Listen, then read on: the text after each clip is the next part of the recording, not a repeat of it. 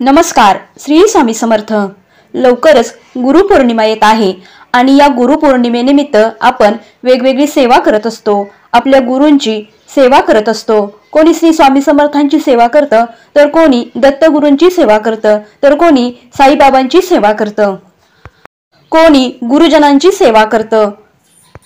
जीवन जगण्यासाठी गुरु हा अत्यंत महत्त्वाचा असतो. गुरु हाच आपले जीवन घडवत असतो.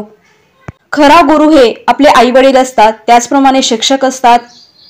ज्यांची आपण मनापासून सेवा भक्ती करतो ते आपले गुरु असतात. प्रत्येक सुख दुःखामध्ये ते आपली साथ देत असतात. म्हणून आपण गुरूंची सेवा करणे हे खूप महत्त्वाचं असतं. गुरुपौर्णिमेनिमित्त आपण गुरूंची सेवा करण्याला खूप महत्त्व आहे.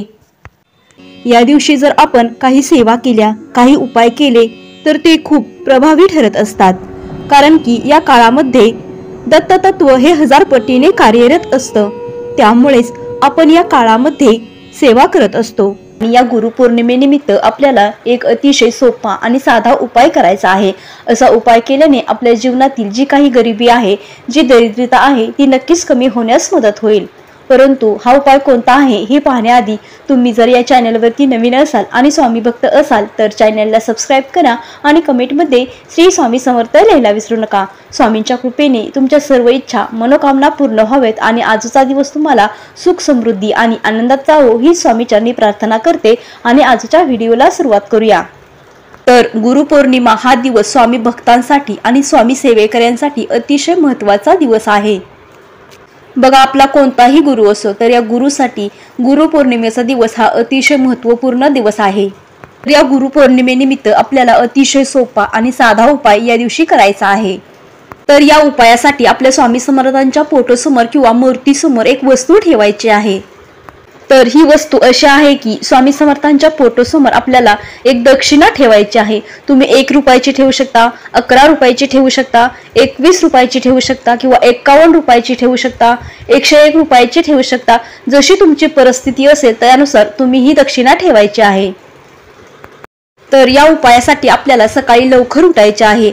अंघोळ वगैरे झाल्यानंतर आपल्याला देवपूजा करून घ्यायची आहे. देवपूजा करून झाल्यानंतर स्वामी समर्थांच्या फोटोसमोर आपल्याला ही दक्षिणा ठेवायची आहे. ही दक्षिणा ठेवून झाल्यानंतर आपल्याला हळदी कुंकू वाहून त्याची विधिवत पूजा करायची आहे. तर सकाळी ठेवलेली ही दक्षिणा आपल्याला दिवसभर स्वामींच्या फोटोसमोर ठेवायची आहे. त्यानंतर दुसऱ्या दिवशी आपल्याला ही दक्षिणा उचलून घ्यायची आहे आणि एखाद्या गरीब व्यक्तीला किंवा गरजू व्यक्तीला आपल्याला ही दक्षिणा द्यायची आहे.